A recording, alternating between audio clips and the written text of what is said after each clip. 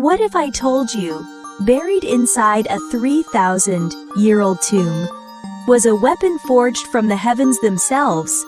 Not a metaphor, not mythology. Science. Deep inside the Valley of the Kings in Egypt, archaeologists found something that defied explanation. An iron dagger, razor-sharp and perfectly preserved, lying alongside a boy king who died more than 3,000 years ago. The catch? That iron came from outer space. Today, we're unraveling one of ancient Egypt's most extraordinary secrets. The story of King Tutankhamun's meteorite dagger. To understand why this dagger matters so much, we first need to meet the king it belonged to. Let me take you back to ancient Egypt. Around 1332 BCE, a child sits on the most powerful throne on earth. He is 8 or maybe 9 years old. His name is Tutankhamun, and he is now the pharaoh of Egypt.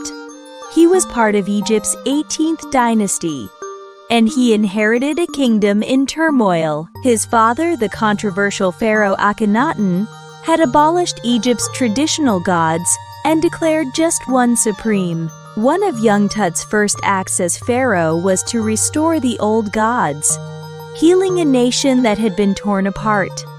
A 9-year-old child, making decisions that shaped an empire. He ruled for about 10 years. Then, around the age of 18 or 19, he died. The exact cause remains a mystery to this day. Scholars have debated a broken leg, an infection, even a chariot accident. But Tutankhamun's short life was not what made him famous around the world. It was what was found after his death.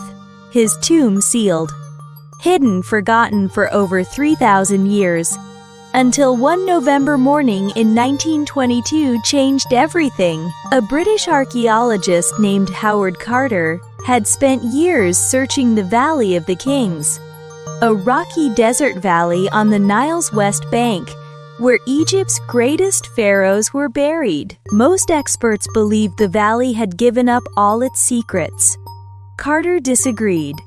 On November 4, 1922, his team uncovered a stone step in the desert floor, then another step, and another, leading down to a sealed doorway, bearing the royal cartouche of Tutankhamun, a name no one had expected to find. Carter made a small hole in the door. He held a candle to it. His eyes adjusted to the darkness. His patron asked, "Can you see anything?" Carter replied, "Yes, wonderful things."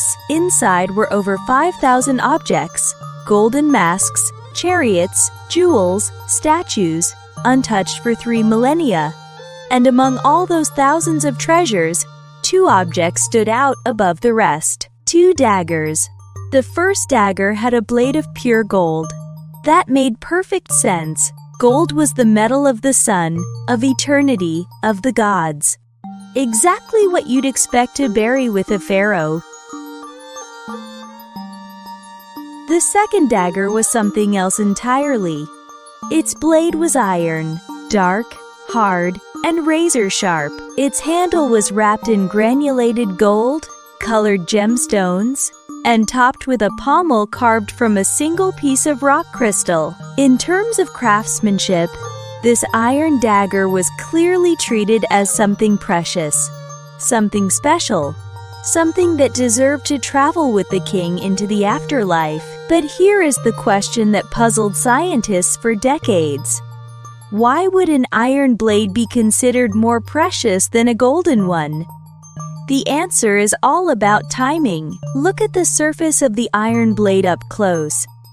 It has a subtle, mottled texture, almost crystalline. That texture is a clue.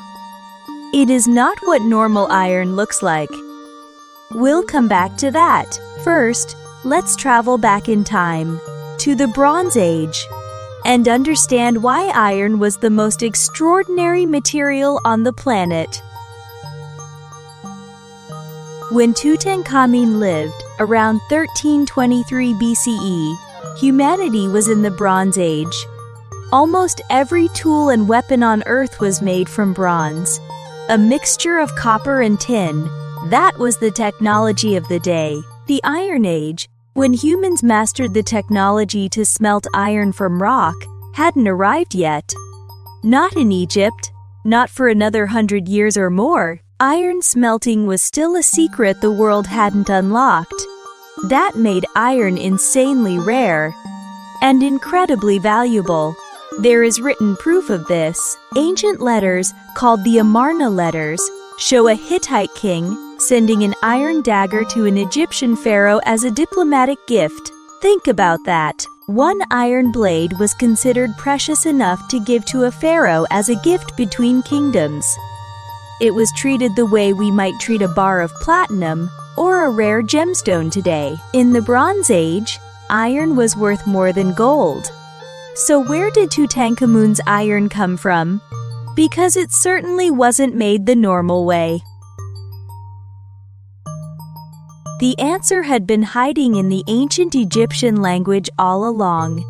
In a phrase carved into tomb walls thousands of years ago, ancient Egyptian texts contain a term which translates as iron of the sky or metal from heaven.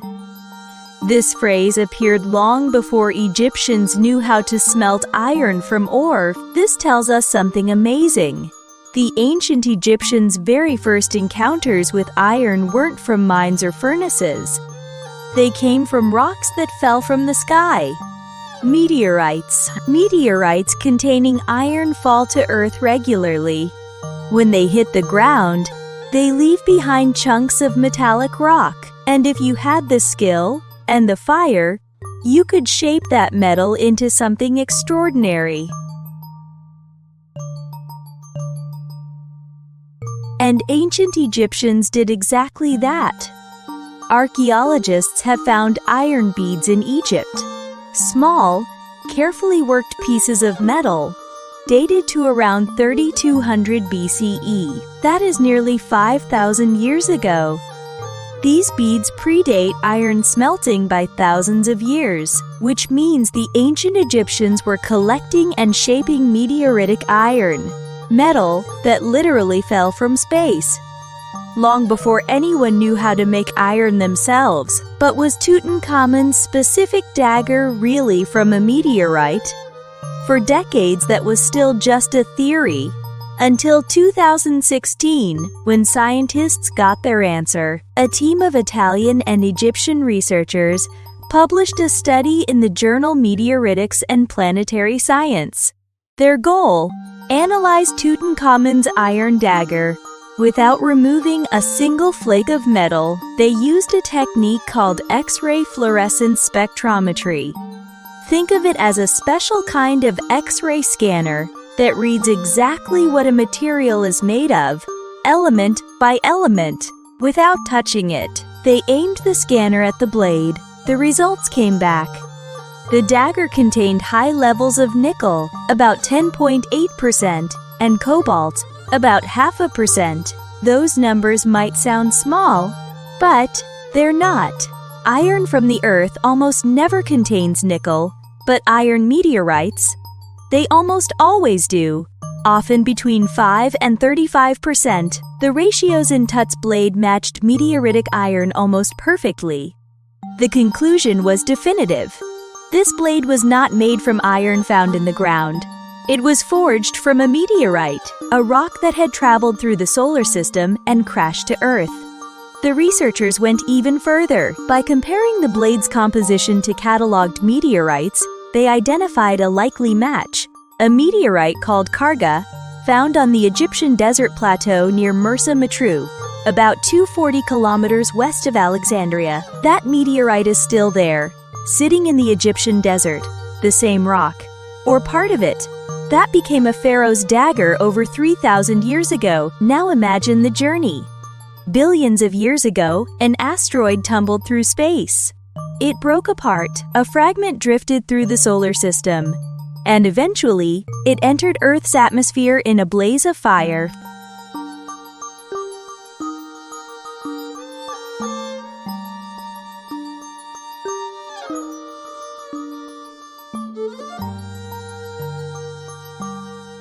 Inside that meteorite, there is a pattern, invisible to the eye but revealed under acid etching. A geometric crystalline structure called the Widmanstätten pattern. It only forms in space, it takes millions of years to develop. And ancient Egyptian craftsmen, somehow, found this fallen rock, recognized its metal, and shaped it. Without modern smelting technology, using careful, low-temperature hammering, patient, precise, extraordinary work. A 2022 follow-up study confirmed this. 3D scanning of the blade showed the iron had not been heated to very high temperatures. These craftsmen worked the meteorite carefully, hammering and shaping it with skill that modern scientists genuinely admire. So here is what this means. Thousands of years ago, ancient Egyptians found metal from space, shaped it with their hands, fitted it with a gold and gemstone handle, and placed it beside their king. Every step, deliberate. They didn't just make a weapon, they made something that connected heaven to earth, and they knew it. But what did it mean to them? In ancient Egyptian belief, the sky was not empty space. It was a sacred realm, the home of the gods. The goddess Nut arched her star-covered body over the earth. To the ancient Egyptians, a piece of metal that had actually fallen from that sacred sky would not have seemed like a geology lesson. It would have seemed like a gift from the gods themselves. Placing this dagger with Tutankhamun wasn't just about giving him a weapon for the afterlife. It was a statement. This king carried a piece of the cosmos. His authority extended from earth all the way to the heavens.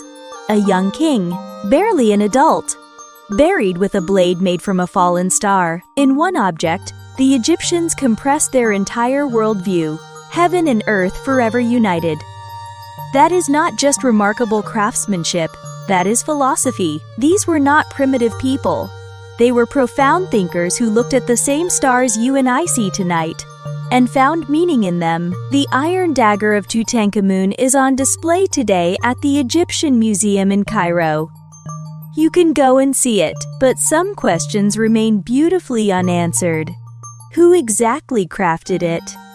How did they recognize the value of this fallen rock? Were there other meteorite objects, blades, tools, jewelry, that simply haven't been found yet?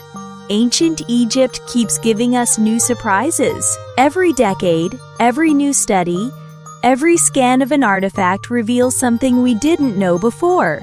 The past is not finished. It is still talking to us. A boy king, a hidden tomb, a blade forged from a fallen star, and a civilization wise enough to know that some things are not of this world. What do you think? Did the ancient Egyptians know the dagger came from space? Tell me in the comments.